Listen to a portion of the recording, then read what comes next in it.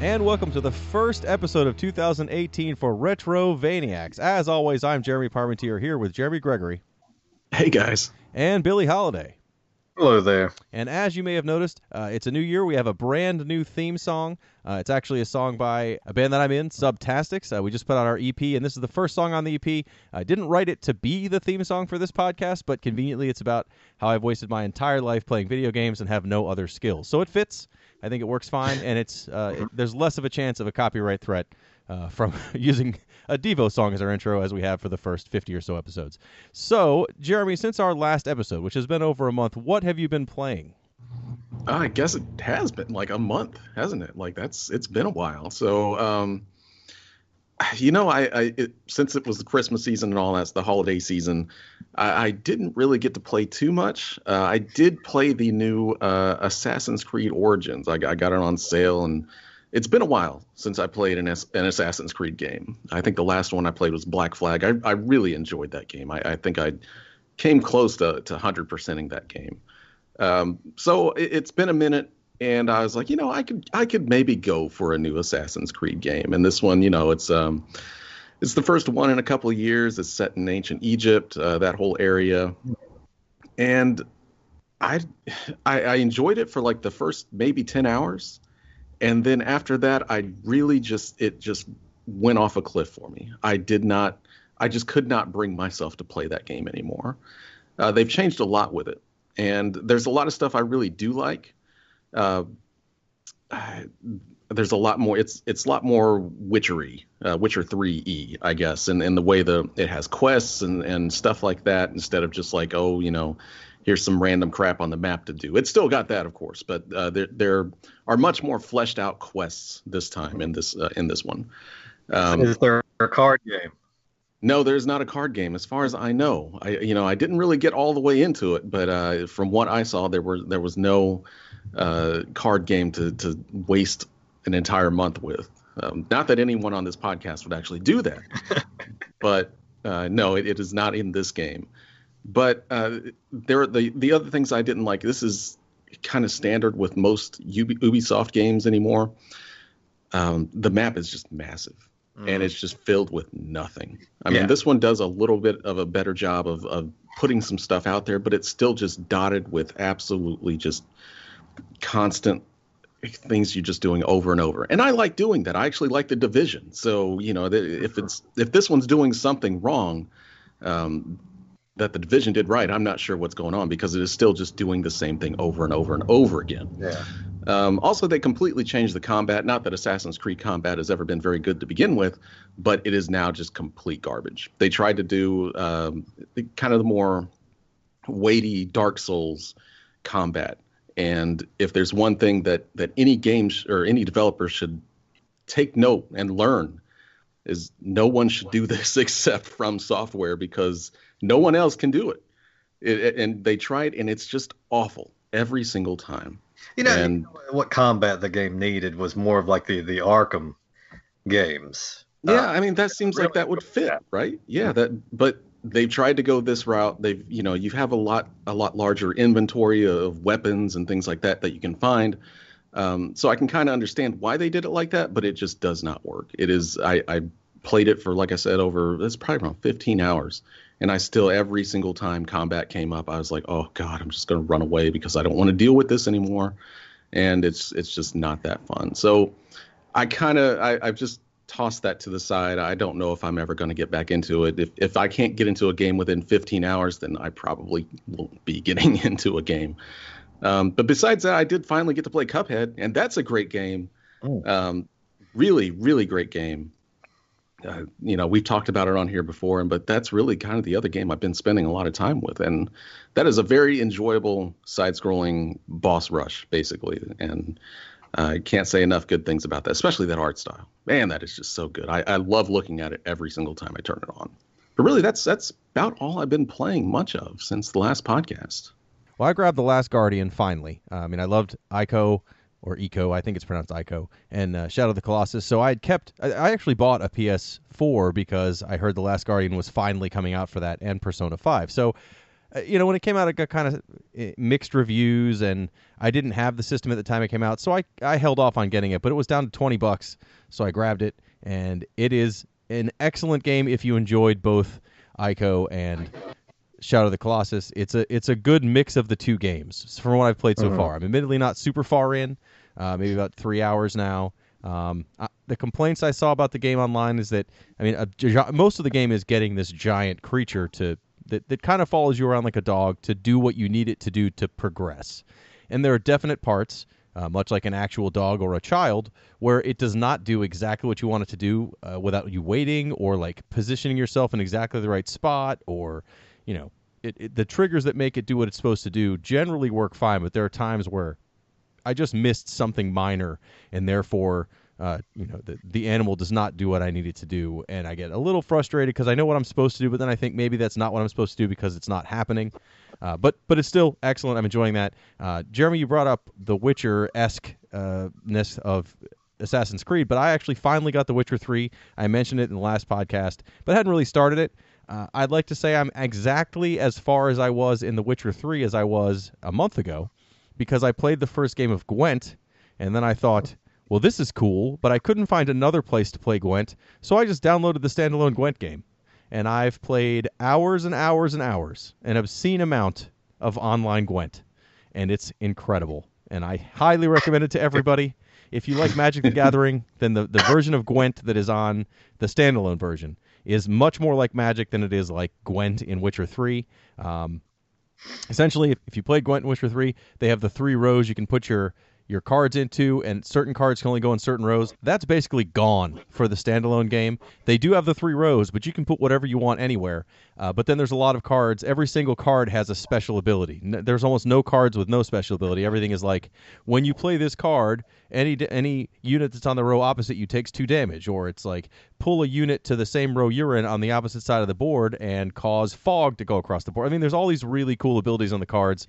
I am not good at it. I probably lose 4 rounds for every one I win, but I'm enjoying it, and it's totally free, which is always a bonus. Totally free. So, Billy, what have you been playing that hopefully is not a card game? No card games here. I am the podcast is 2 for 3 for grown men, hopefully or hopelessly sucked into an online card game. But no, I've withheld, and it's probably because I am awful at it. I couldn't beat the tutorial guy. I don't know what it is. I don't have a mind for that kind of thing. I will take the Red Dead poker any day over that. But no, I've played a little bit of this and that, just popping games I already have in and just, going through them and determining, no, I don't want to play this game, and I'll start this one, and then, no, I don't want to play this one either. I've dedicated the most time. I played through the last bit of DLC for Resident Evil 7. I can't say I enjoyed it too much because it's very much on the Resident Evil 7 takes a very actiony turn towards the end of the game, and this is pretty much is in the same vein of that. But it was decent. It was still decent enough. Played a lot of Overwatch again. That's one I've been for 2 years now, just kind of picking up and getting on a kick of playing it. And I've still been enjoying that. What I've been sinking the most time into is that Horizon Zero Dawn.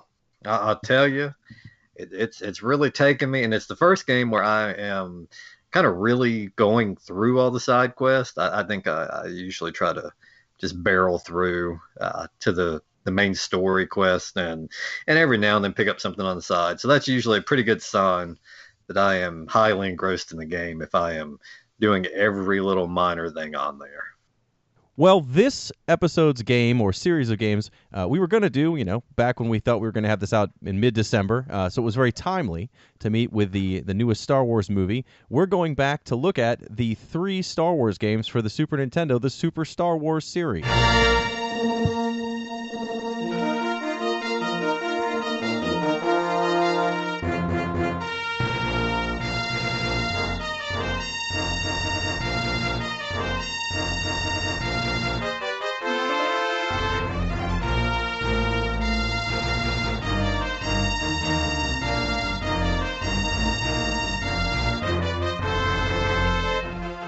Yeah, and this was a series of games. I'm a huge Star Wars fan. I've watched all the movies, even the lesser ones I have seen several times over. The better ones many times.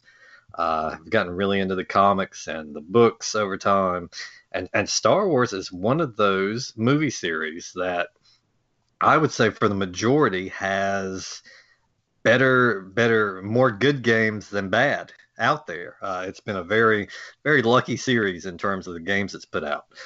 Even with that being said, I had only played the first of this series of games and had rented the second one once, and the third I just never saw turn up in my video store or in stores. So yeah, part of this is fresh. About 75% of this is fresh to me. Well, for me, I have the unpopular opinion here that I absolutely loved this series as a child. And as far as the movies go, this was my introduction to the original Star Wars, the episode 4. Mm-hmm. And I'd seen when Super Star Wars first came out, I had seen Empire and Return of the Jedi numerous times on TV and VHS and whatever, but I had never actually seen the first one. So when this came out, this was kind of my introduction to that first movie, and I was so excited when I did actually see the first movie that how close it stuck. And I'm sure we'll get into the story aspects and how for better or worse how close these games stick to the movie. Were you disappointed were you constantly looking for the scene where Luke shoots about 10,000 giant crabs? No, not really, because I wasn't that excited for it in the game either. But it was there was a lot of things that it was kind of neat to see, just how close it stuck to it. And but yeah, that I of course love Star Wars, and when this game came out, it was a pretty big deal, and I grabbed it up as soon as it came out.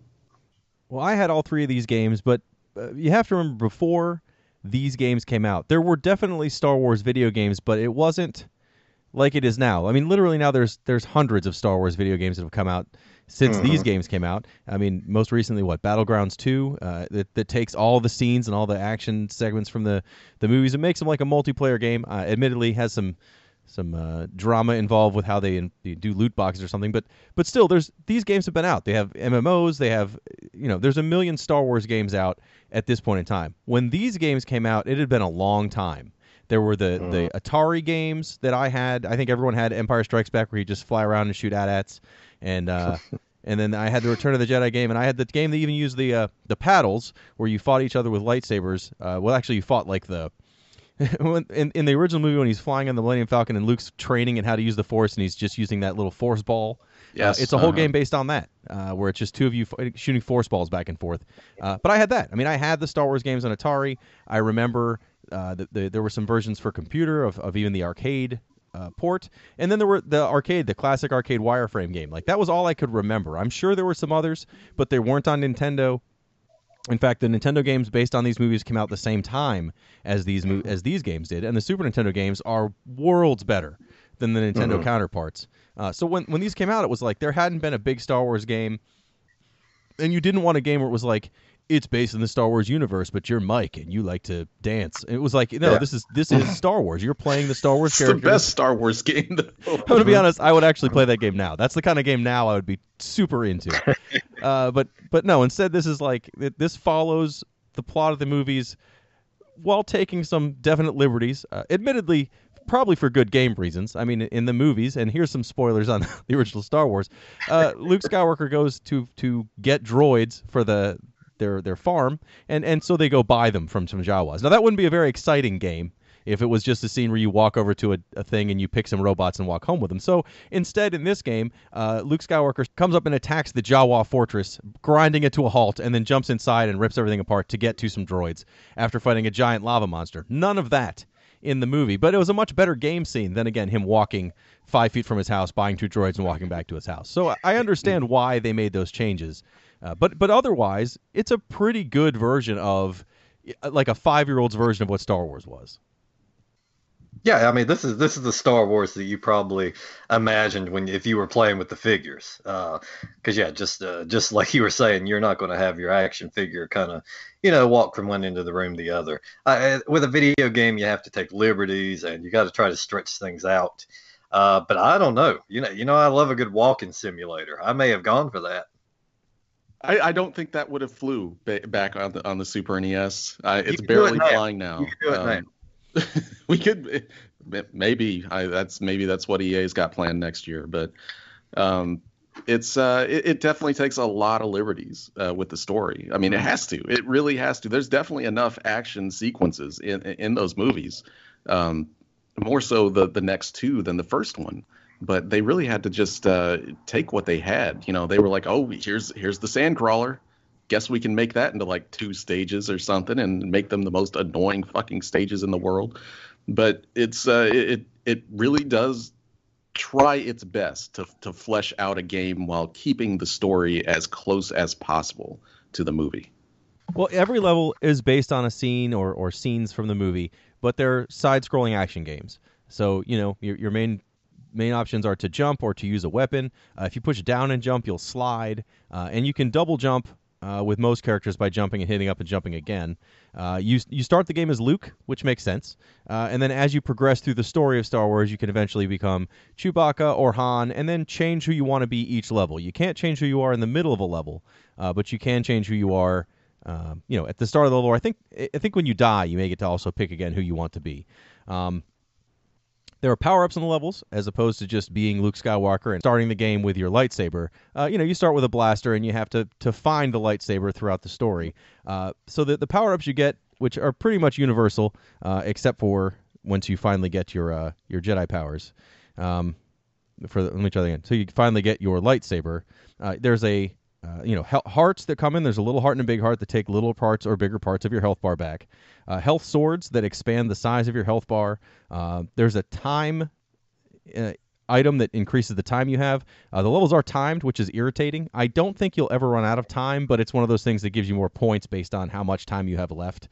There's blaster icons you'll pick up that make your regular blaster more powerful. You start with a pretty kind of pea-shootery blaster, and it goes through levels where the next pickup it shoots balls instead of these little beams you shoot forward. The third is a homing missile, which rules, but it doesn't do as much damage as some of the later shots. And it goes up to where you have this giant blaster that shoots kind of like giant flame bursts out of the front of it. And again, those carry over to the next level, and when you die, all those power-ups are gone, and you start back up with a pea shooter, which is terrifyingly bad. Darth Vader heads that are extra points. Detonators that I didn't figure out how to use until I finished the first game. We can talk about that because I did not have a manual. Shields that make you invincible for a very, very short amount of time, but are definitely worth picking up every time you see one. And then extra heads of whatever character you are as extra lives.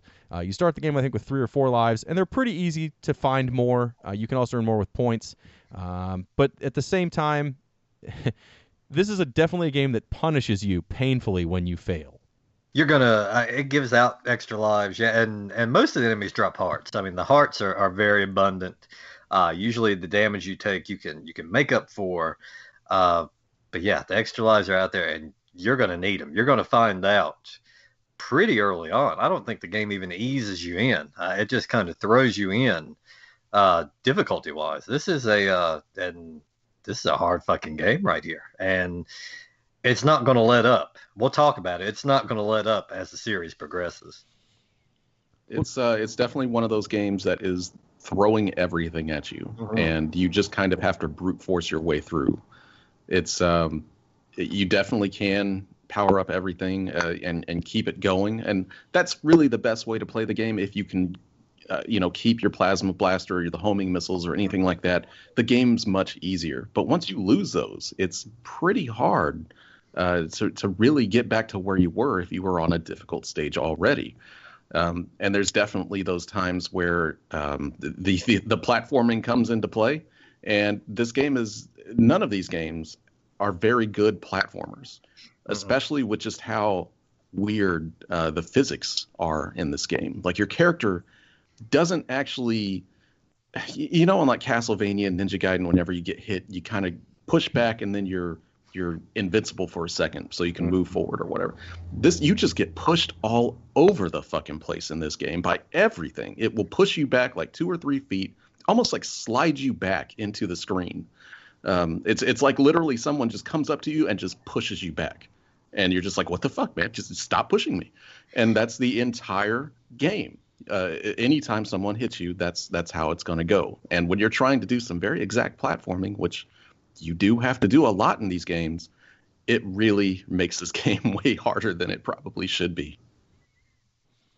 Well, the platforming is very, very difficult. There's a lot of levels, and it's not as much in the original game. The original Star Wars, this doesn't happen as much. Super Star Wars, where you can't see what you're jumping to. There's a couple levels where that happens. Instead of finding examples, we'll just kind of go through the first couple levels just to explain how this gets difficult so fast. Because I think we're really missing the mark on showing how hard this game is. And at the time, I don't remember this being so difficult. I never beat it. I had all 3 of these games. I never started the second and third game because I never finished the original Super Star Wars. But I was like, when I finish it, I can jump right in Empire. And I never did. And that's my own problem. But so on this, I didn't remember this game being incredibly hard as much as there were hard parts. But when I started this up the first time, even the first level, yes, there's no real platform jumping in the first level. You're just walking through a desert trying to jump over rocks and shooting a million womp rats. But then even that, like, you'll get hit, and it's probably 4 hearts worth of damage when you get hit. And you're right, it knocks you back, and you're only invincible for like a split second. It's not long. It's long enough to make it so you're no longer touching the enemy, and then all of a sudden you can get hurt again. So if there's a handful of monsters on the screen, you can go from a full life bar to like a fragment of your life bar in 2 hits. I mean, that's it. So you have to make sure you're never getting hit. You never want to stop firing. You basically are just running and shooting everywhere like a Contra game. But the game is not set up like a Contra game. Even Contra wasn't this, like, things spawn all over the place. In the first level specifically, it's like you're running to the side and there's guys jumping in front of you. There's things jumping out of the ground like the sandworm things.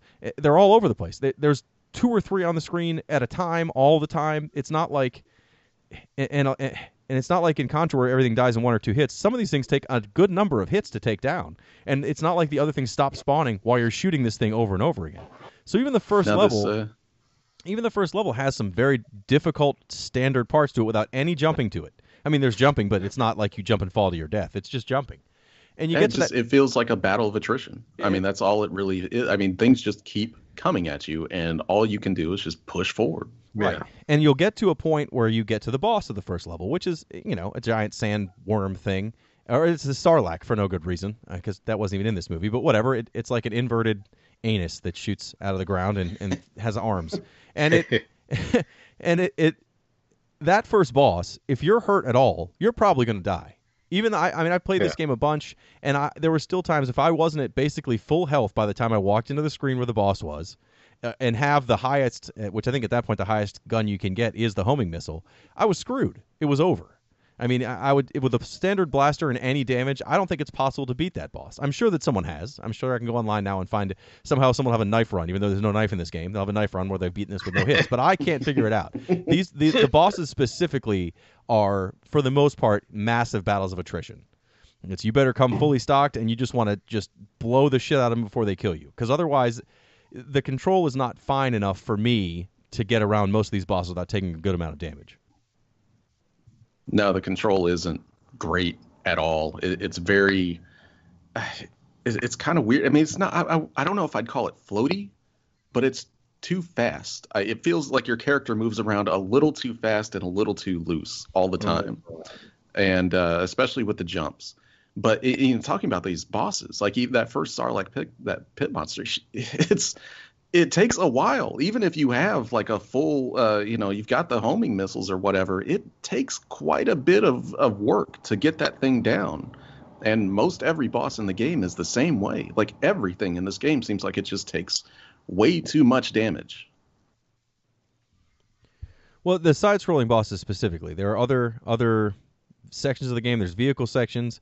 There are some more gimmicky sections which may not have that same difficulty setting, but yes, these parts, the side-scrolling levels, are all hard. So you finish that first section, and then I think the next section is the first segment where you're in a land speeder, and so you're just flying around killing Jawas and trying not to hit rocks on your way to the Sandcrawler. Not a hard level. It's kind of a neat. I think it's another Super Nintendo requirement to have a Mode 7 level, and this is it. All the levels that are on vehicles are Mode 7 levels. But it's not bad. I mean, it's not fun. I'd say those levels are. Yeah, that's the best I could say. It's not fun. Yeah, it's not fun, but they're easy. It was just like, okay, I got to do this now. I didn't feel like any of those levels were difficult. It's harmless. It's a cool down from the first level because there's not really. I don't feel like any real danger in that level. It's pretty easy. I'm fairly certain you could be still. You could just sit still there and just let the enemies come to you and just keep shooting the entire time. But yeah, it's not fun. And I was excited the first time I played this, to be able to get into any of the vehicles in Star Wars. I was always fascinated by the vehicles in the film, so any chance to get into one of them. But yeah, so I was a little let down by that then. I think now, fine. After I just finished that boss, it was a welcome change from shooting the same fucking thing for about 5 minutes straight. But yeah, it's not that fun, and I think we're going to continue to think that as we keep playing through the vehicle levels in later games. I will say at least the vehicle stages in this game, the Mode 7 stuff makes sense. It does when they show up, at least in Super Star Wars, it makes sense that they're there. Yes. It's the best Super Nintendo cramming in of Mode 7. Yes. Well, and to be fair to the movie, there were scenes where they rode a land speeder, so these definitely happened. It was believable that Luke Skywalker would be riding a land speeder. Now he didn't shoot a bunch of Jawas and whatever those other green blobs are supposed to be, but still, he was in the land speeder at the time in the movie that this would have happened. Totally acceptable. Got that. You don't know that. I mean, you didn't read my fan fiction, so well, that's true. Obviously, you missed a big part of it. Maybe some of these other scenes that weren't in the movie were in your fan fiction. The lava monster specifically. If that was part of your fan fiction, kudos, because that was definitely. Man, that lava monster was doing a lot more in my fan fiction. Oh boy, that's a whole nother episode. So when you get through the land speeder section, you finally get to the Jawa fortress where you go on the outside first and have to shoot your way up to the top and jump into the land speeder, and then the next section is a side-scrolling section. Again, this is the first time in the game where the jumping was really notably bad. Going up the land speeder, it's bad because there's plenty of jumps that you have to double jump perfectly. There are platforms that move that you can't see until it's like, oh, it moves into place, and there you go. And meanwhile, you're trying to dodge things that are shooting you, so you don't have time to wait for things. But inside the land speeder is the first time you have instant death jumps into lava. And it's that point where I realized this is why I never, ever beat this game. As soon as I got to the first set of jumps, I was like, oh, if I just slightly walk off the platform, doesn't matter how much I've done up to this point, I could have the best gun, I could have a life bar that my life sword could be all the way across the screen. Like I could be fully powered up, and one sloppy step off the side of a platform, and I have to start again at ground zero at a checkpoint in a level that gives me maybe a gun upgrade if I'm lucky before I get back to where this boss or whatever I died at was. And this is why I think the game is as hard as it is. It's not, if you're fully powered up, I don't want to say it's trivial by any means, but the actual combat, you kind of come in, you bring a gun to a knife fight for most of this stuff. But then once you lose, you don't even have a knife anymore. You brought a drinking straw to a knife fight. You're screwed. And there's, you mentioned before we get too far into it, going up that Sandcrawler. that is about the time when you realize once you've fell off of a platform and you have to work your way back up, this is when you discover that the game does that classic annoying video game thing of respawning everything. Oh, yeah. All of the enemies, all of the things that you worked so meticulously to shoot so it wouldn't knock you off the next goddamn platform, there they are all over again. And if you get to the top of that fucking sandcrawler and fall all the way down, which I did, everything's right there again, and it's just a giant kick in the nuts. Well, thankfully, unlike Bubsy, there's not falling damage, which is nice. So you don't have to worry about that. But yeah, this is the jumping is hard to land exactly where you want. There's definite times where like I thought I didn't make a platform and I did, and there were times I thought I did hit a platform and I fell right through it. Not tragically, but definitely ones where I was like, I think I hit the corner of this platform, but I didn't. And other times where I was fairly certain I missed it, but somehow I landed on it. And that continues for the rest of the game. There's definitely parts where the jumping is a little bit sloppy, which is unfortunate because after this level is where the jumping becomes obscene, which is the outside, on the way to go find Obi-Wan Kenobi levels, where you're just basically running through mountains and then jumping on these tiny platforms, some of which fall, some of which don't. It has my least favorite thing in any game, which is there's sections where the game makes it scroll forward if you want it to or not. The auto-scroll levels, which is, I don't think that even happens anymore in games, unless it's a shooter, but otherwise it never happens. But that is, as soon as that started, it was as close as I came to just turning it off. I was like, oh no, I may not play any more of this. I think I've learned enough. We're going to call an audible and change this game up. I hate auto-scroll. I hate it. I can't hardly blame you. I mean, it's that level is. I remember playing it as a kid, and I did not enjoy it, and I definitely did not enjoy it here. And, it's kind of weird because I sit here and I have fond memories of playing this game when I was a kid. Like these were some of my favorite. This first one in Empire, probably two of my favorite memories playing games on the Super NES. I know personally. I gave this thing as a kid. And probably still now, I gave it a big pass just because it was Star Wars. I would not tolerate this. If this was fucking Super Space Fight or some shit like that, I would not. Yeah, I guess so. I mean, I guess the Star Wars went back to the video store and would not have been picked up again. Yeah. There was just, as a kid, there was that Star Wars appeal to it. And Star Wars still at that point it's obviously before the prequels came out. Star Wars could do no wrong at that point in time. And even now, I think that I pushed through it just because I wanted to see mainly how some of the other scenes from the film would be translated over into the games. And I mean, there are enough little good things there. I like the cut scenes, and the music's not bad either. There were enough kind of good things I could try to focus on when we got to this shit level here. Well, it's kind of a letdown in several facets. One is, yes, it has auto scrolling, and there are definitely jumps that are very difficult that instantly kill you. This was the first level where you have to learn that the R and L button on your Super Nintendo controller let you look up and down by a fraction of the screen, but there are definite parts where you need to use that to jump. And unfortunately, some of those parts are the auto-scrolling parts. So you're trying to make these jumps to these other platforms that may or may not fall, and then you have to make sure you hit R and L real quick to see if there's something above or below you. And, oh yeah, there's flying things that knock you off the platforms. It's irritating. But so you get through this hard-ass jumping level, where you think you did at least, because you get to Obi-Wan Kenobi.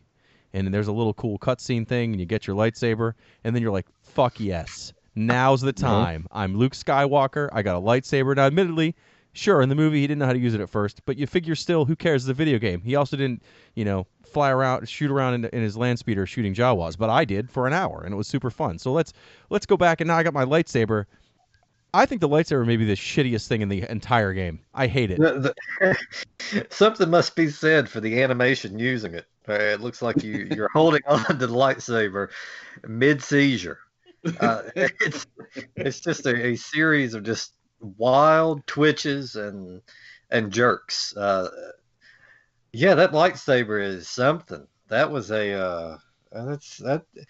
talk about the wind out of your sails. The only good thing it really brings to the table is now that you have an attack when you jump. Yes, that's the only reason to keep it. You're exactly right. You turn into a fucking, lightsaber pinwheel when you jump, and yeah, that jump is key. But as far as just standing there, just one on one, no, I mean you're not gonna use that lightsaber. There's no conceivable reason you would try to play through with that. The powered up blasters are still it's still the main weapon. It's still what you're going to use for the remainder of the game. Well, especially And also go ahead. getting to this next stage, where you first get your lightsaber, which is essentially the same stage as before. This is also where you start to learn that the game uses these levels and overstays its welcome with them, and that's a common thing that goes throughout the entire series of games. It just does not know when to stop making you play the same level over and over again. Well, that second half, I consider that one level. I know it's 2 levels in the game, but whatever. It's one level as far as I'm concerned, with a stopping point in the middle to get a lightsaber that sucks, and then move on your way. The second half of that stage, the jumping isn't as bad, but it has that whole section where you fight banthas. You fight banthas and sand people, and the banthas, like, they run across the screen, and you have to do a whole bunch of damage to them before they get across the screen, or else they basically crush you like a train, and it's just them over and over again. Again, banthas are essentially giant cows, so, I mean, I'm sure they could hurt you, but they aren't coming to attack you. There are no attack banthas. But doesn't matter. That's a dumb argument. But it's still like one of those things where there's like it's 6 of them in a row or something. It's not like one of those would have been enough. 2, you're like, oh man, okay, I got through 2. Good for me. After like the 4th one, I'm like, how many goddamn banthas are going to be on this one stretch of straight ass walking? There's nothing else interrupting me other than sand people running from the left and banthas charging me from the right. I think a lot of these levels, especially. This is the first one, and then when you get to the Death Star, there's some levels that are just long and monotonous slogs. They just keep going. They should have maybe heard the opinion that brevity is it's a good thing sometimes. They did not get that memo because they wanted to pad this out as long as possible. And as a kid, sure, I can appreciate that. It's making a game longer. It's giving me more value for my $60 that I spent on this. But you can definitely see that there are a lot of stages and scenes that just go on way, way too long. Well, and the scenes, they have checkpoints, but they aren't marked, and there are not enough of them, in my opinion. Maybe that's just my current gaming mindset, but the checkpoints are very few. And again, since you do get totally powered down when you get killed or fall or whatever, you need a lot of checkpoints, and you probably want more power-ups for that. And neither occur. So instead, it's like, I think in that second half of that level where you get your lightsaber, I think there's only one checkpoint, and it's kind of towards the end. And other than that, every time you die, you start right back at the beginning. Right back at the beginning to go through the whole thing, and it's long. They're all super long. So you get through that. If you make it through that level, that's when you get it to finally. I think there's another painful land speeder scene that's short. Yes. I mean, it's not painful as much as it's boring, but it's not hard. And then you get to Mos Eisley. This is the whole reason I was excited to play this game. Was like, oh, the cantina scene is the best part of the movie. I mean, the X-wing fights are cool and all, but this is going to be where it's at. And the first scene is where you have to run through Mos Eisley to get to the cantina, and that's at the end of that stretch, which is another long ass stretch, but thankfully not too many terrible jumps. You find Chewbacca. And that's where you can switch up, and now you can play as either Luke or Chewbacca in those levels. And from what I can tell, the only difference between Chewbacca and Luke is Chewbacca it has more health to start, which is good, and he doesn't get a shitty lightsaber. It's good to have the difference. It's not like when one dies, you can't use them again. It lets you pick who you want to be when you die or when you start a level. And I thought that was kind of cool. I mean, getting to play Chewbacca was awesome as a kid. It was still cool now because it wasn't Luke. But there were definitely times where you wanted that awful lightsaber. As much as I want to complain about it, that jump ability in certain areas is key, and you must have it. But that said, the cantina, not one of those areas. You could easily just be Chewbacca because all you're going to do in the cantina is run in a straight line and fight the same 4 aliens from the cantina over and over again until eventually you get to the end of that.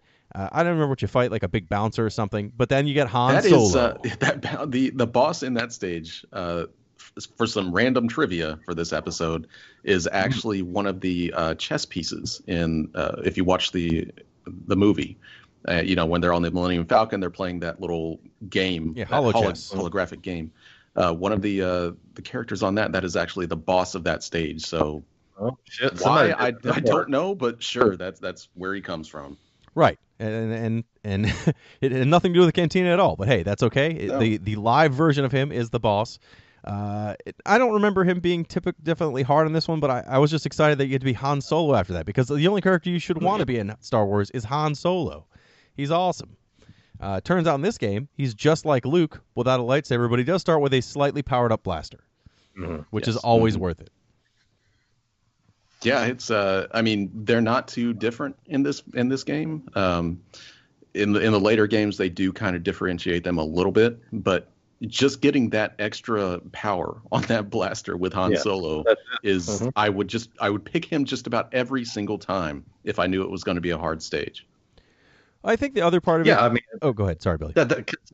We've already noted the lightsaber is, after the initial excitement of getting it, you find out that it's pretty worthless. And as devastating as it is, as being Luke and having that powered up blaster and going back to that pea shooter of his, at least with Han, when you die, and it's not if, it's a when, the number of times you die, you're at least coming back with something that still isn't fucking, going to allow you to just run through these stages, but something that packs a little more punch. So once Han became an option, you're pretty much good just sticking with him for the remainder. So after you get Han, you have to escape Mos Eisley, which is almost exactly like the level before the Cantina, but a little bit harder. There's definitely more things to fight, and it's a longer level. You get to the Millennium Falcon, you get to take off, you go to the Death Star sections. These levels are not fun. These levels, the Death Star levels of the inside of the Death Star are one long ass hallway after another. Just one. The first one where you're running through, I guess, the hangar bay, and so while you're fighting robots, the same 4 robots over and over again, there will be TIE fighters flying by at random that just all you have to do is make sure you jump or you take a little bit of damage. Just long, and it goes on forever. Like, I honestly, at one point I thought the game was broken because it was going for so long. I'm like, I must just be stuck somewhere. This is taking way too long, and I think I've honestly seen this exact same setup like 4 times in a row. It is not enjoyable at all. This is rough. I swear to God, there had to be like a developer there was just like, we've done this like 3 times in a row now. What if we did it 9 times in a row? That would just make it even more fun, right? But some motherfucker developer from the dark side put this one in. There's no reason for this, and this teeters on that point where I hate in games where it's not good, and you can't say it's bad. It's approaching the point of becoming boring, which for me is one of the worst things in a game, and not something I could really. It's tedious. The other stages are. But at this point in time, your toes start fucking tapping about partway through this, and you're fucking looking at the clock, and you're starting to think of, I sure would like to go pay some fucking bills or something like that. Something more fun than this right here. But yeah, this was approaching a dangerous point to where I just as a kid I played through, but as an adult I don't have any tolerance for repetitiveness at this level. Well, I as a kid, I had all 3 of these games. The farthest I got in this was the level where you get your lightsaber, and then after I realized how terrible it was, I was like, I'll come back to this, and I never did. I mean, this is a harsh game. It's very hard. You only have a set number of continues. So there were many times where I got that far, like on my 3rd continue, and I was super excited to get the lightsaber, and then when it wasn't that good, it was very soul crushing. But I still wanted to come back to it, just never did. There were so many other games to play, and at that point, again, I didn't have a Super Nintendo until I was old enough to work, so I didn't have as much time as I'd like. But at this time playing this game, even though these levels were kind of painful, I knew it was coming. What was coming was the end fight and end sequences where you have to be in an X-wing, and it's going to be awesome. You're going to fly against, you're going to get to attack the Death Star. There's going to be nothing better than that scene. And that, I think that's kind of how this whole game feels, where it's like, yeah, there's some real tedious moments, but it's Star Wars. and it feels like Star Wars, and it follows the story of Star Wars, and it's all these things you've seen from Star Wars. The music is pulled right from the movie.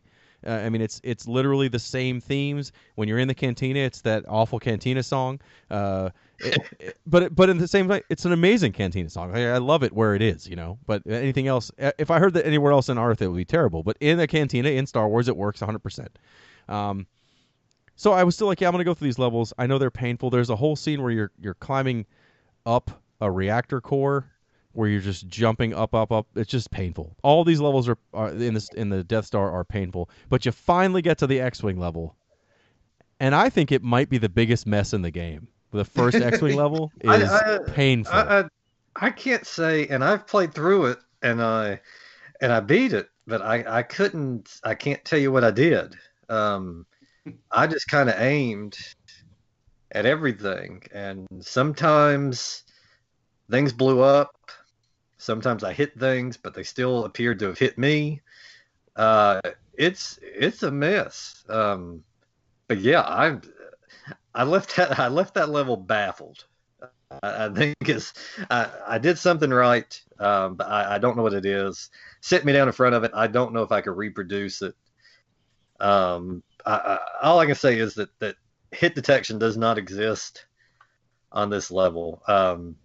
Shit, I don't know. I really don't know what's going on here. It's a mess. Yeah, it's a mess.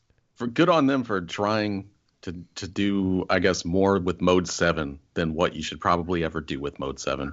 Yeah, this is the threshold. This is the wall. This is the wall against which Mode 7 breaks. And then once they got into Empire, then they went right over the fucking wall with that one, because it's even worse. But yeah, this is the point where there's just a little bit too much going on. You're flying around on top of the Death Star. You're trying to take out the towers and things like that. But there's so many things coming at you. And, Mode 7 was cool and all, but it's not great with hit detection. It's not great with being able to tell where you're at in a 3D space. You're kind of just flailing about. Mm-hmm. And whenever you see a tower, you just bear down on it and hope for the best. You've got some control over your X-Wing. You can kind of go up and down a little bit. But even then, there's so much stuff coming at you constantly that it, like most of the game, it just kind of feels like a battle of attrition. Well, and up to this point in the world of Star Wars games, this is the only game that existed was the arcade version of this Death Star attack. So you knew what it was supposed to be. Everyone has played that game. You're in the arcade. You have the scenes outside first. Or you're fighting TIE fighters in your X-wing, and you're like, "Fuck, this feels good." And then you get to the level where you're flying around on top of the Death Star, taking out towers and guns. You're like, "Fuck yes, I'm so close." And then you have the trench scene, which is much harder in the arcade than on this, but it's still like, this is so good. So then, this is almost 15, 20 years later from when that arcade game came out, and the rest of this game was something that arcade could never have done, because it was just vectors on that arcade game.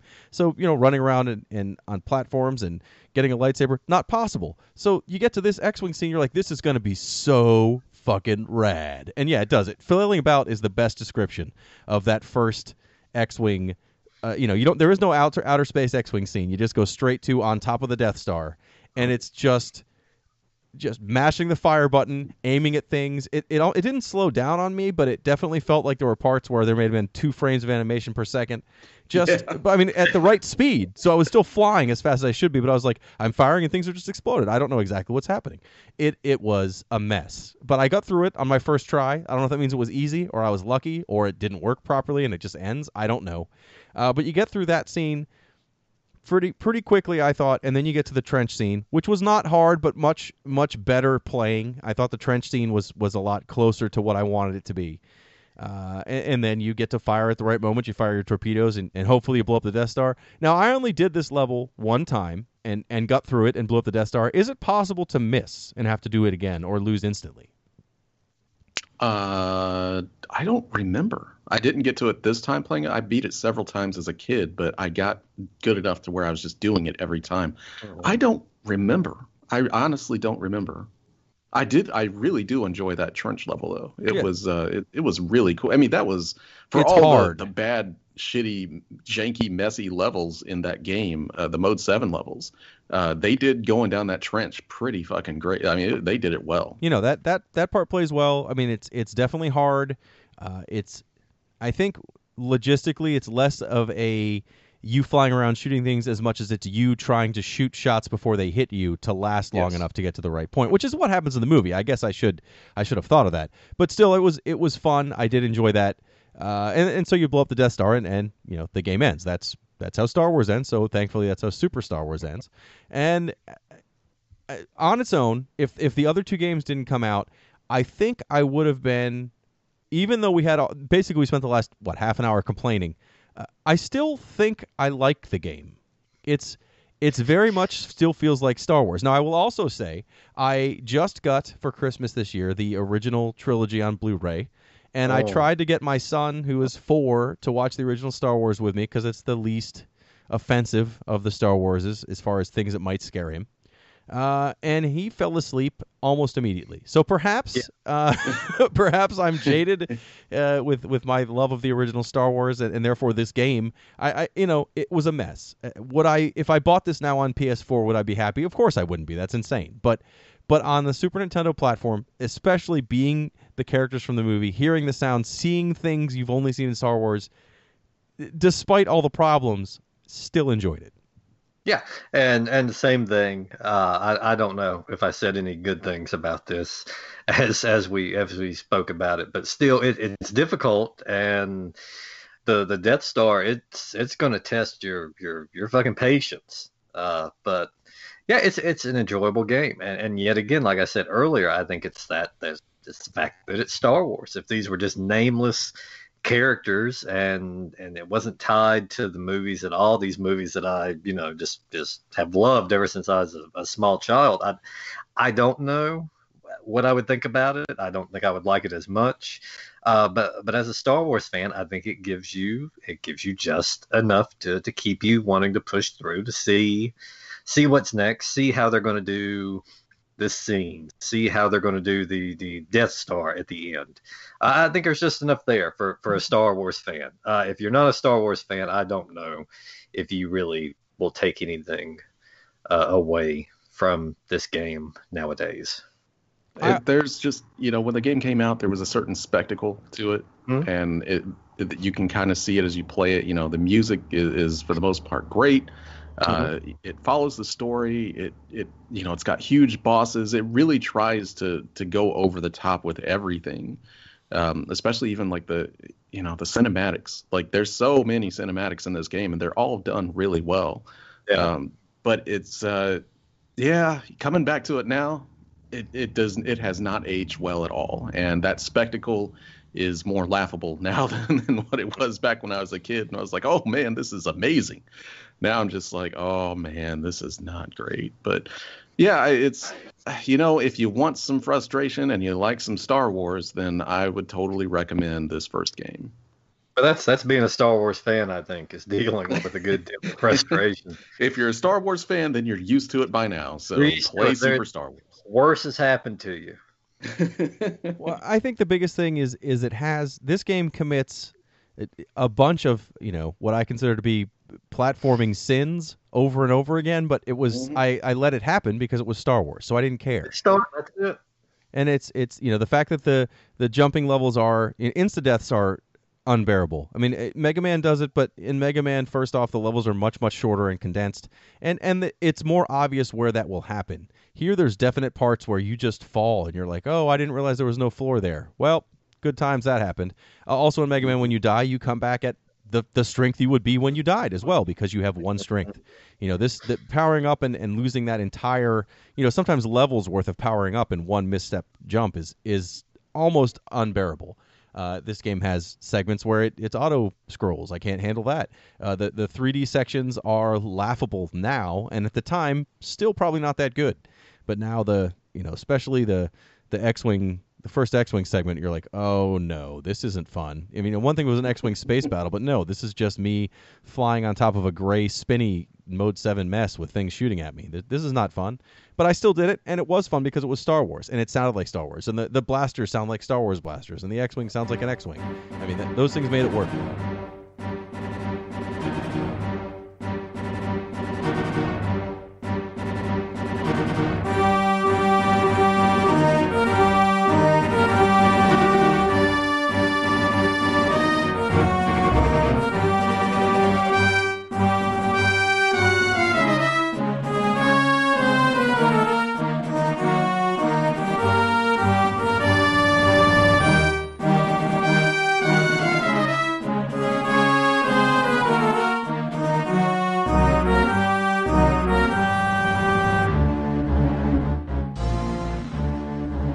I definitely had not played the Super Empire Strikes Back until now. And first off, I do think I congratulate them for assuming that you did not play this game without playing Super Star Wars, because it does not waste time throwing the game right in your face. No, and I don't think there'd be many instances of people just picking this one up. I think enough people knew about Star Wars to know, hey, this is the second. But yeah, I am also very impressed. They didn't kind of start over and have an opening stage. Now they are assuming that you just played, and I mean probably just played the last one, and you're jumping straight into this one because it's business as usual as soon as you turn this thing on. Yeah, you start out as Luke again. You know, you've got your lightsaber at the beginning of the game. It's literally just like you're starting, the Empire Strikes Back. You're on Hoth. You've got your Tauntaun. It's that. But yeah, if you have not played the first one, then going into this one, it is like hitting a brick wall probably, because if you're not used to the difficulty and the weird shit, the first one, all the terrible platforming sins that it committed, then coming over to Empire where it commits many more, even though it tries to clean things up and be a better game, it is still it's probably a hell of a punch in the face if you just started off with that one. Yeah. It is a better game. They did make it so that things don't spawn quite as fast and all over the place. It seems a much more organized enemy positioning. But that said, they compensate for that by making the levels massive. Yes. A lot of them are almost maze-like. I mean, generally they're not too complex in the scheme of levels that are like mazes. I would never say it was a maze, but it's definitely much larger with more paths that are incorrect ways to go, and there are dead ends, and there are some bizarre jumps that don't make any sense, or things where like you'll jump and there's supposed to be up currents that push you to the ceiling that you never see. I'm not really sure how you'd know that happens. But you're in Hoth. I mean, it's not screwing around. You're alone. This is the first third of the game is Luke alone, with a Tauntaun or without a Tauntaun, in caves, fighting ice creatures and wampas and droids, and it's hard. It is super hard. It's hard, and this setting wore out its welcome with me really quickly. If you thought you spent a lot of time on the Death Star, this Hoth is. I was ready. I was ready about halfway through for a change of scenery, and that's one of the things I liked about the first one is they did a pretty decent job of changing the scenery up. But this one, that's a huge mistake they make right off the bat, like you said, for about a third of the game. Yeah, and Hoth is, I mean, true to the film. I mean, there's really only 3 settings that you can go with. There's Hoth, there's Dagobah, and then there's Cloud City. Mm-hmm. You could have maybe squeezed in a fucking Death Star stage, but no one would ever want that. But that's kind of what they had to work with, and they're I don't know how many stages it goes on for, but if you are a fan of Hoth, then get ready because you're going to get more than enough of it. Your time come. Yeah, it's a lot of caves, a lot of being in the base, just a lot of Hoth. It's so long. You are in Hoth on the outside, just in your Tauntaun, which in the movie is what, 5 minutes? Not even total, including the Wampa scene. And this, it's easily like 8 levels where you're just going in and out of caves and fighting Wampas in different forms and fighting all these other underwater, like these underwater lizard things. droids, like the spy droids or whatever that are down there to find the rebels. And it's so long, and it's like you're outside, then you're in a cave, then you're outside, then you're in a cave, and you're outside, and you're in a cave, and these are all different levels. And then you finally get through that section, you're like, oh, thank God, I'm done with Hoth. But no, then you're Han Solo running through the the inside of the base, trying to get to your speeder, and then all of a sudden you're Luke Skywalker in a speeder going through what is the first vehicle section. I mean, yes, the Tauntaun's a vehicle, but those are still side-scrolling action levels. The snow speeder stage is almost unplayable. I mean, I got through it, and maybe it's just that it has not aged well, but I had a hard time with those levels. It's yes, if you thought the Death Star X-Wing stage from the last one was maybe a bit more than what Mode 7 should ever be able to do, then yes, welcome to hell, because these snow speeder stages, not only do they run worse than what they did, the frame rate is almost unplayable as it is, and you have to be pretty exact with what you're doing. You're trying to kill AT-8 or ATSTs first, and then the game, bless its heart, it tries so hard to do what the movie does. You go on to fighting AT-ATs. Now, if you've seen the movie, you know what you're supposed to do. You fire your tow cable at it and fly around their legs 3 times. That's fine. That was really cool in the movie. But when you're trying to actually do that in Mode 7, it is a fucking mess, because it just barely works. You're trying to circle around this AT-AT. If you get the tow cable on the damn thing in the first place, then you have to try and circle it. And that AT-AT has like 4 frames of animation trying to like circle around it. So it's so hard to figure out just what you're having to do. Sometimes you'll just run into it. Sometimes you don't know. You just have to learn when you're not getting hit or when you're not hitting something. It's just a mess. I give them all the credit in the world for trying to do this, but it does not work.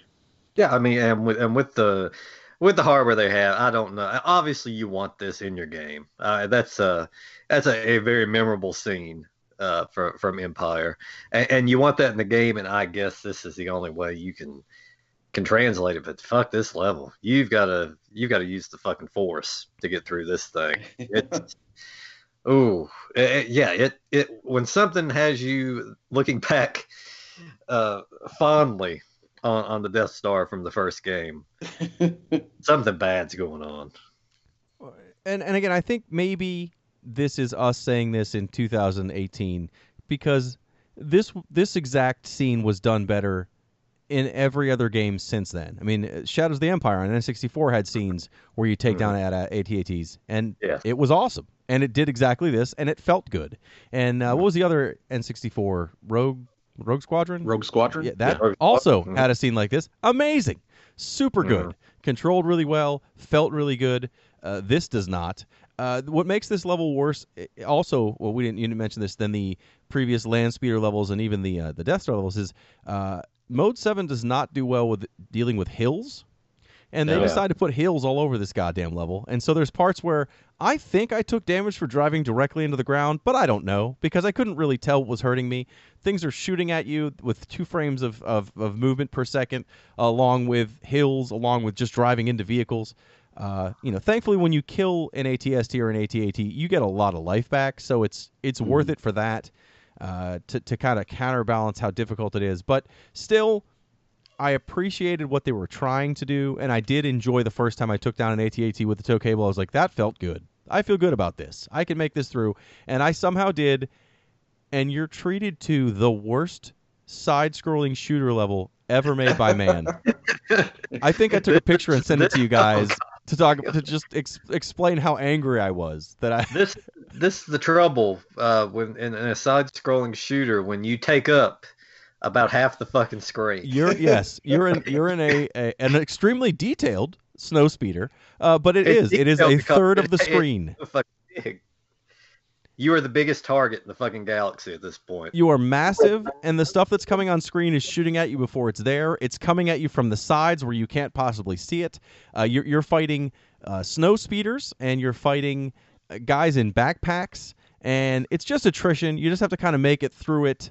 But goddamn, I mean, if I didn't have save states and patience, when I have barely any patience, I would have not played past this point. I mean, I was already done with Hoth well before getting to the Mode 7 section, and then after getting through the Mode 7 section to seeing the world's worst shooter, I was real close to just throwing in the towel on this one and just saying, yeah, it's a real shame that no games are made after Super Star Wars, because it was really, it is really bad. That and it's a short section. It's the only one like it as far as I got in the game. Maybe it's every other level after I got stopped, which is not much farther than this, but wow, that was as soon as I got to that first section, and and your character goes. I mean, he's big anyway, but he goes. If you're at the edge of the screen, your midpoint is the middle of the screen, and I'm trying to shoot things, but it it was just like I just started laughing. I didn't even know what they were thinking. What a bad idea! Like, I get you want it to look right, but man, if you would have scrolled out a little bit, if you would have made it a regular shooter, that was a good section. But instead, it's so large, it's just not feasible.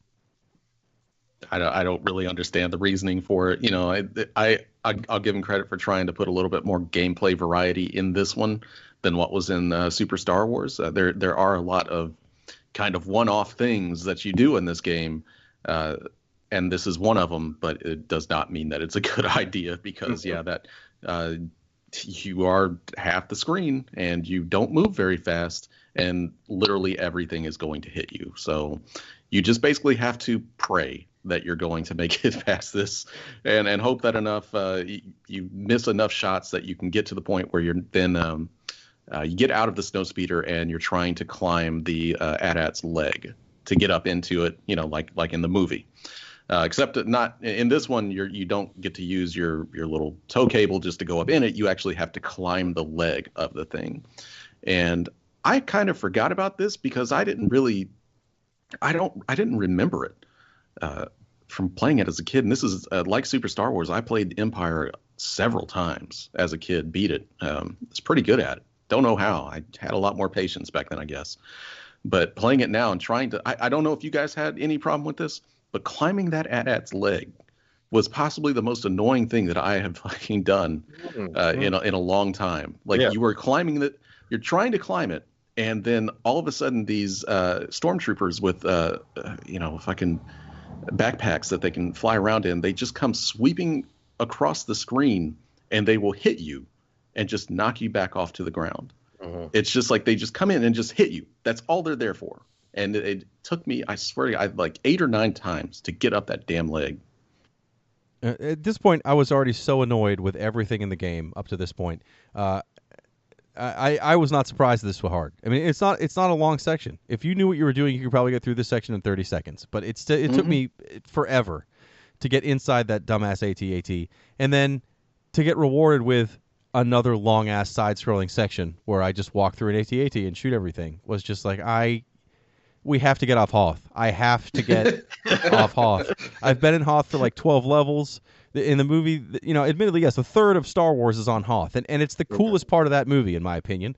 The battles with the AT-ATs, the whole Empire coming on strong to attack the outpost.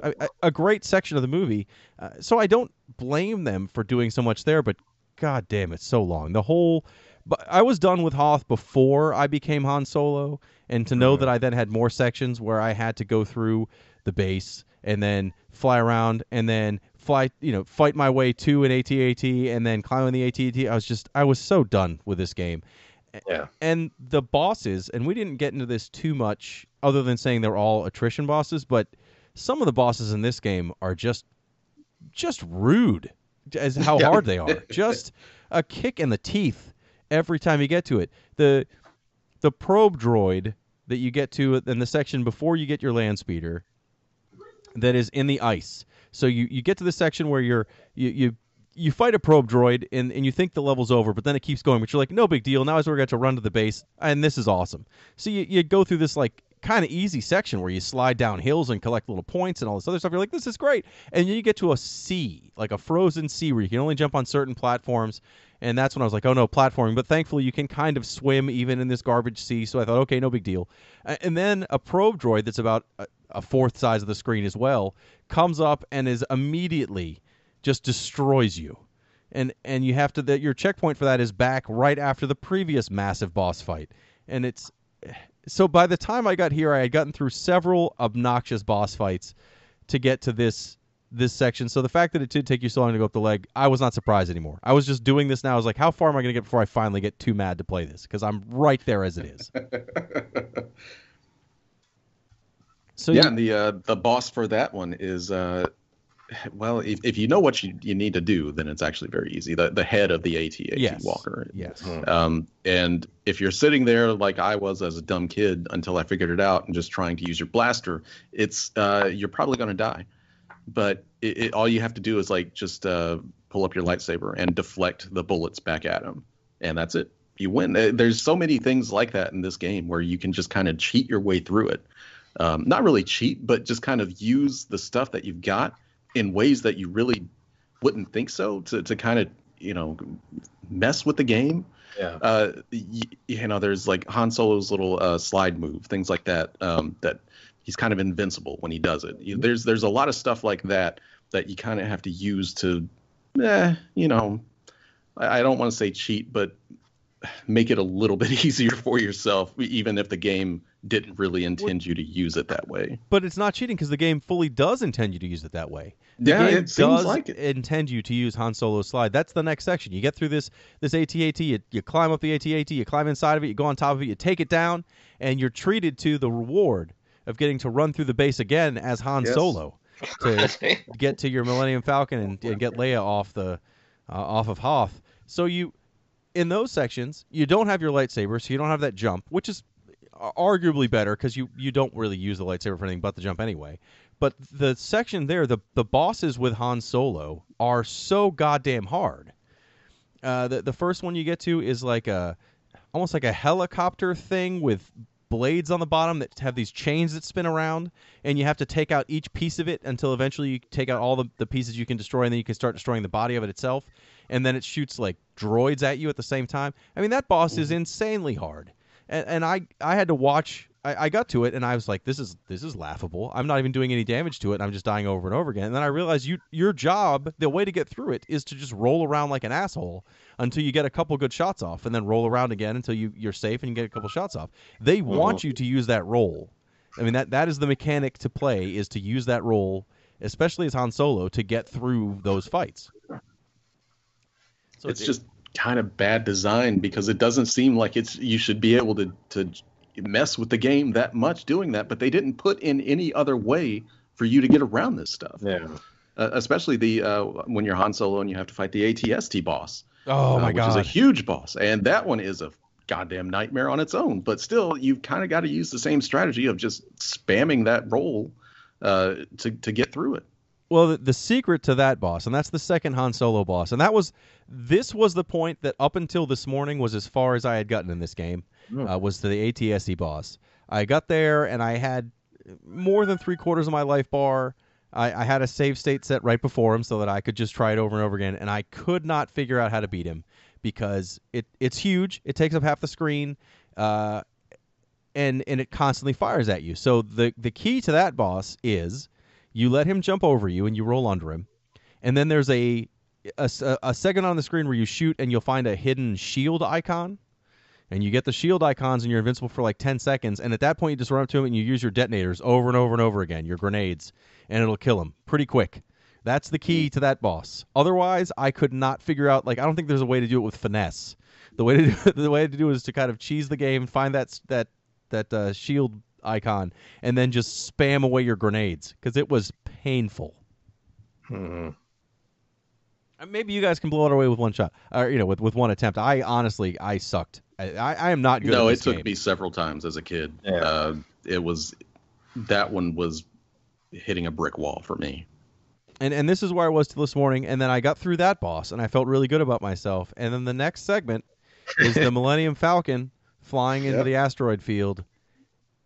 And I'm going to be honest, my son heard me say some words today that he's never heard, and I'm sure I'm going to hear about them from my wife later. And he asked me why I threw a remote at the television. And I was very angry at this level. And I tried to get through this easily 15 times and did not get to the last. I got to where you have to destroy 20 TIE fighters, and it's not. I don't know if it's mode 7 or not necessarily because it's in space, but it probably somehow is. But it's you're in the Millennium Falcon. If it was just dodging asteroids, I'd have been okay, and killing a few TIE fighters. And if it was just dodging TIE fighters and there were maybe half as many asteroids, okay. But instead there's 2 million asteroids that you're trying to dodge or shoot while you're also trying to kill 20 TIE fighters to get to the end of this goddamn level. And I got down to 3 with more than half of my life bar left the last time I tried. And somehow, like 50 asteroids smashed into the Millennium Falcon before I could find one more TIE fighter. And that was when I screamed a whole lot of things. And I haven't thrown a controller since I was probably 12, and I full-on threw it at the television. I was very angry.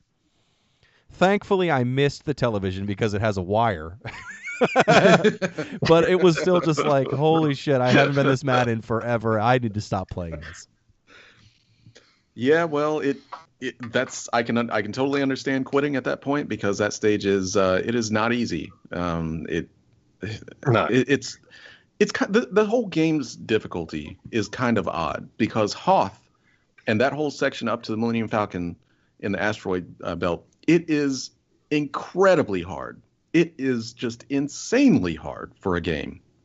But everything after that, once you get to Dagobah, it's not too bad. Like it's like all of the fucking difficulty.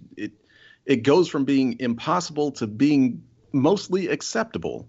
After that. Because Dagobah, once you get to Dagobah, you're Luke again, of course, and you get your force powers. This is the first new thing that the game has added as far as gameplay goes, where you actually have selectable force power-ups. You can heal yourself, you can float, you've got kind of like a plasma shield that you can use to deflect enemy hits, things like that. It's almost kind of like little cheat codes that you get to use, and you've got you get a force bar.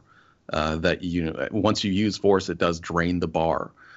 So you of course get power-ups that you can to fill it back up.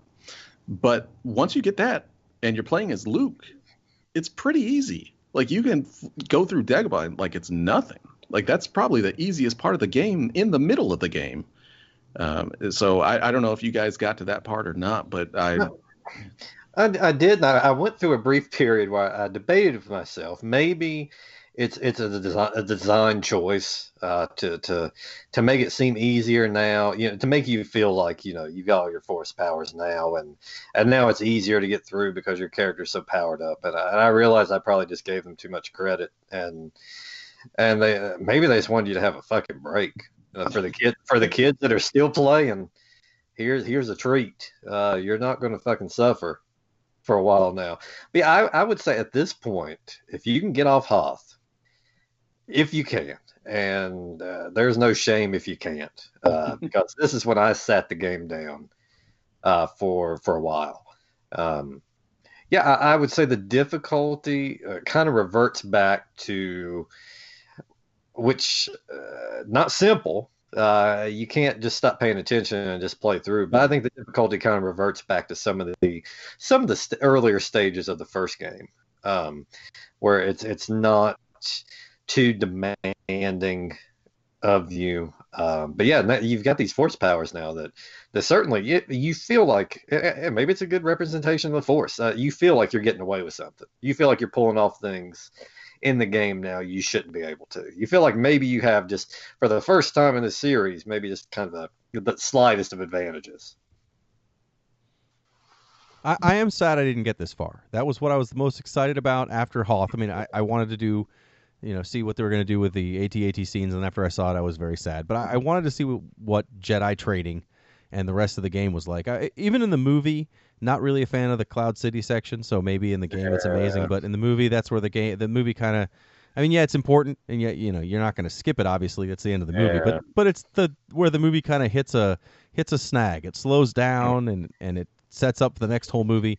But in this game, this game, I was like, I'm so done with Hoth, I'm ready, and to have to give up before getting there, if we delayed this farther, which I'm glad we didn't, I would have tried to get farther just to see those. Yeah. So instead, I jumped on the next game, which does give you some of that Force stuff at the very beginning. I don't know if it's the same same mechanics, but at least I got to see what it's like. And at least based on my little experience in the next game, I would probably have been intrigued but annoyed by the Force in the series.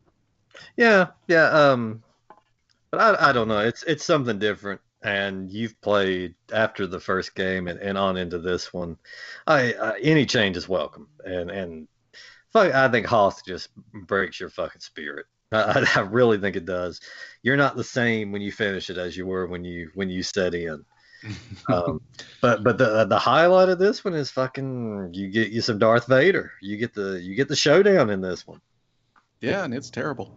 It is terrible. It is. If you thought that they couldn't do bosses before, suddenly they're forced to try and do a finesse boss where you've actually got to put some time into it and maneuvering around and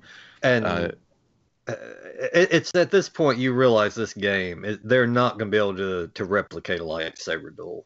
No, it's not going to happen. There's no finesse. You still got your fucking holding a lightsaber while being attacked by a swarm of bees, fucking swinging around wild.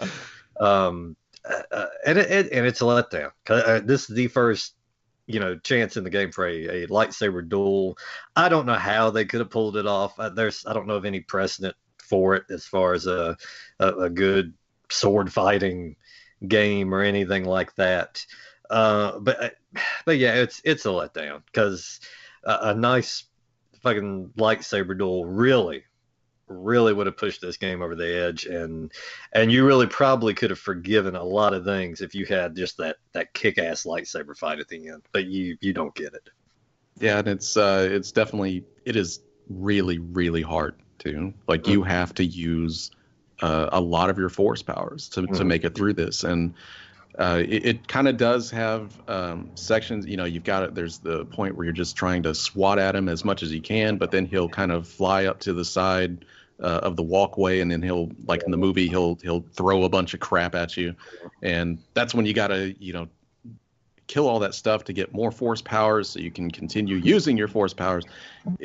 And it goes on forever, like everything else in these games. It just goes on and on and on, and it's like the movie. You're supposed to feel like you don't have an advantage. It feels like Darth Vader is just tearing you apart, and he kind of does. And I think when I finally did beat him as a kid, it took several tries. Several tries. It's not easy, and at this point in the fight, you're just kind of.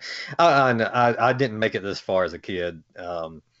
And I knew just based on the games leading up that I probably was not going to get the Vader showdown I was hoping for. So it's just a combination of just being let down and still having to slog through this fight. And when it's over, it's not very satisfying. And I don't know if we did it to ourselves by playing these games so close in a row. I don't know if there was so much fatigue because we're reviewing all three in a row, whereas if we had waited for release dates and then played a game and time went by and we picked up the next, I don't know. But I am not going into the third one enthusiastically at this point. Yeah, and I didn't actually play the third one much as a kid. It kind of came out late in the Super NES's lifespan. Yeah.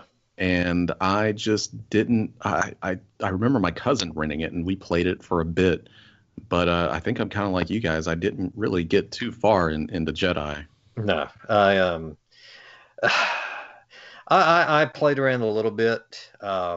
This was the one where finally I had to hunker down, put in the fucking debug code just so I could skip around a few levels, try it out, get a look at some things.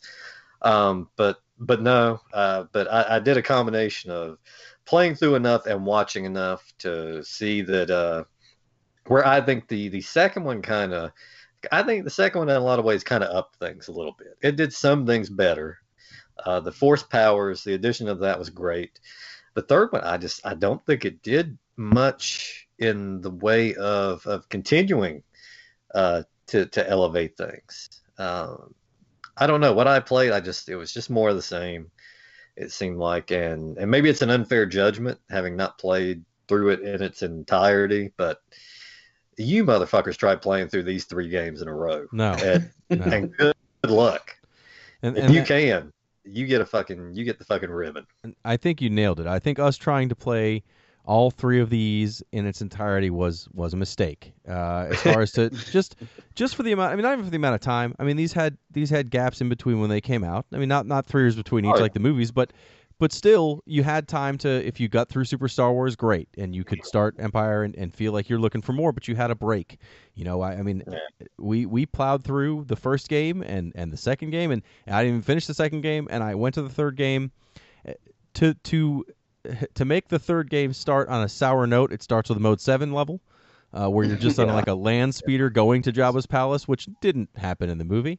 It's also the first Mode 7 level that's on the ground where you have to make major jumps or die immediately. So that was not positive in my mind. I was like, oh, fuck this. And then you get to the next section, the first real level, and I was like, oh, cool, you get to be as Chewbacca or Luke or as Leia as Boosh, which is awesome. Like, that's a cool, I like that. But then I started playing, I was like, nope, this is more of the same shit I've been playing for 2 other games.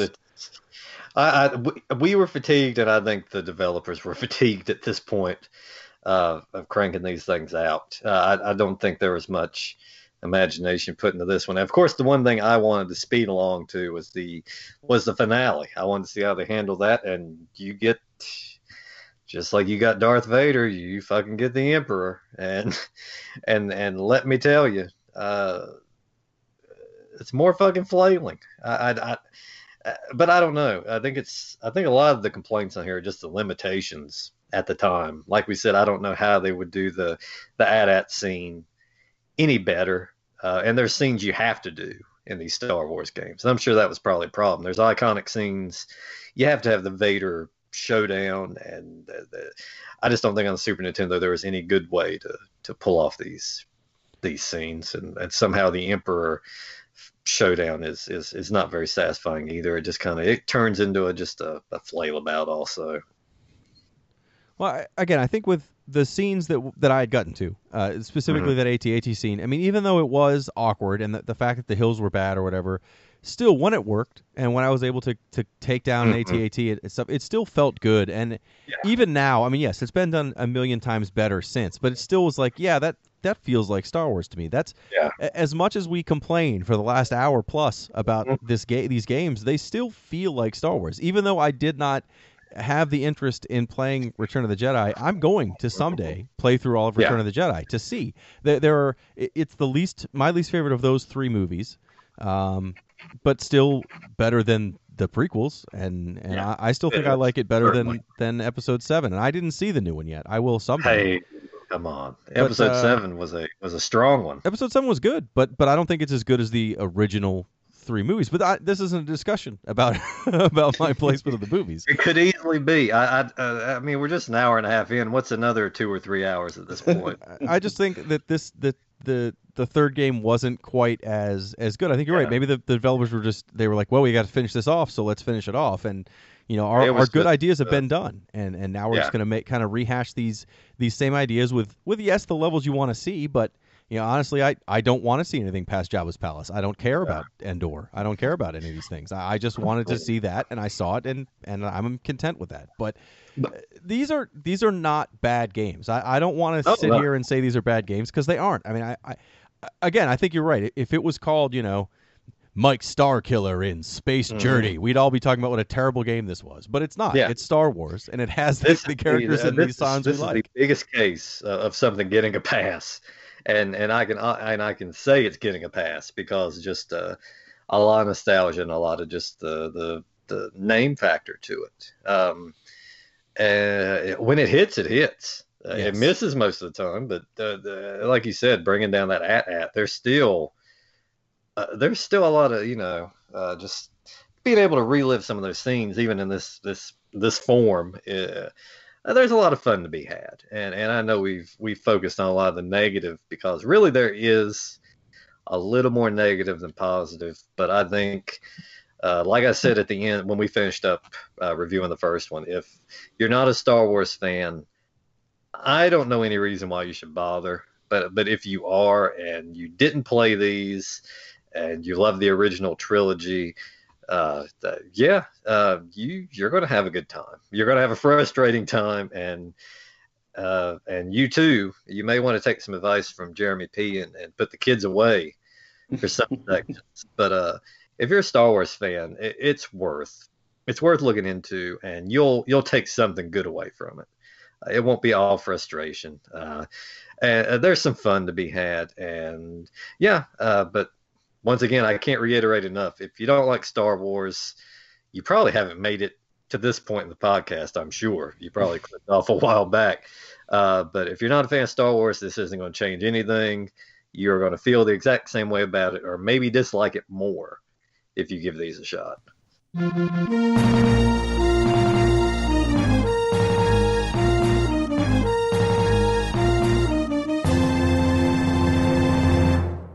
So there you have our first episode of 2018 covering the Super Star Wars series. Again, we like them. We're also Star Wars fans, and I think Billy's right. If you're not a Star Wars fan, I'm sorry for the last hour plus. But at the same time, maybe you'll enjoy our next episode. We're going to stick with Nintendo. We're going to cover the Punch-Out series. So Punch-Out, Super Punch-Out. We'll probably even cover that Wii Punch-Out. And I'm still going to refer to it as Mike Tyson's Punch-Out, regardless of which version we're talking about or if he's in it or not. So until that next episode, please check us out. We're on Instagram, on Twitter, on Facebook, all of which at retrovania.net, spelled out retrovania.net. And yeah, before this episode came out, we put up our first video, our first YouTube of the year on Ninja Gaiden for the regular Nintendo, the original. And hopefully we have some more, more often than we did towards the end of last year. We have a little more time, and I'm a little more motivated myself to get back on the Intellivision to do some more of these things. So hopefully that happens. But like I said, find us anywhere as retrovania.net, and we will see you next time.